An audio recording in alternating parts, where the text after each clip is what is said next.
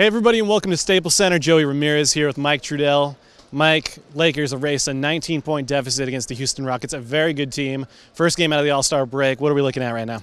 Well, in the locker room, it really felt like an important win, just something that crystallizes, okay, if you give that excellent defensive effort that we saw typified earlier in the season and just trust each other on the other end, that this not only can work tonight, but it could be something sustainable as the Lakers really try to make this playoff push. And really, though, Joey, I can't emphasize enough what a difference it makes to just take that win, put it into the column, given all of the circumstances that are going to come up, all of the tough teams that they're going to play.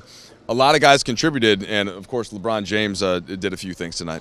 Yeah, you know, the big quote coming into this game was LeBron James saying that it's playoff mode activated for him, and we definitely saw that tonight. 29 points and 11 rebounds. Not exactly atypical LeBron James numbers, but the way that he went out there, he led the squad, and really in crunch time you saw him attack switches. He tried to get Clint Capella to defend him. He tried to get James Harden to defend him, and whenever that happened, good things tended to happen for the Lakers. Brandon Ingram also did a little bit for that of that switch hunting as well, yeah. And I'm sure he impressed you with his rebounding as well too. He did, and by the way, don't worry about them, taking Staples Center down behind us. Okay, I mean, it's all in rhythm, but it is, kind of fun to look at.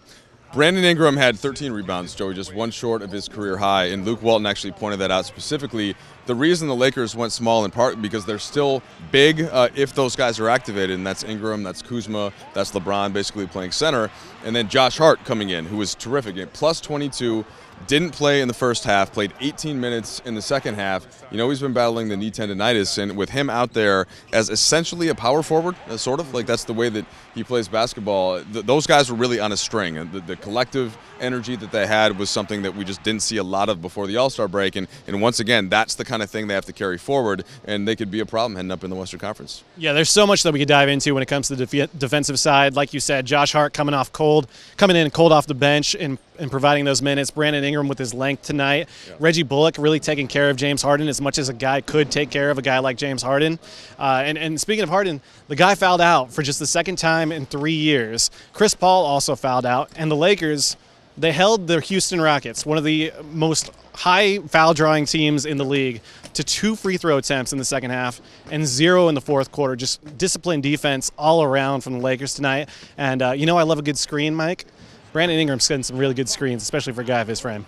He really did. He did a lot of things well, and I think he's also been super comfortable on the offensive end, and that's really going back to the couple of weeks before the All-Star break. So with him playing at that level, the guys starting to figure things out, and defensively, offensively, it's just a good thing for the Lakers. They end up getting this win, and everybody in the locker room was pretty happy. For sure, B.I. 27 points tonight, and just all-around goodness from the Lakers in that second half.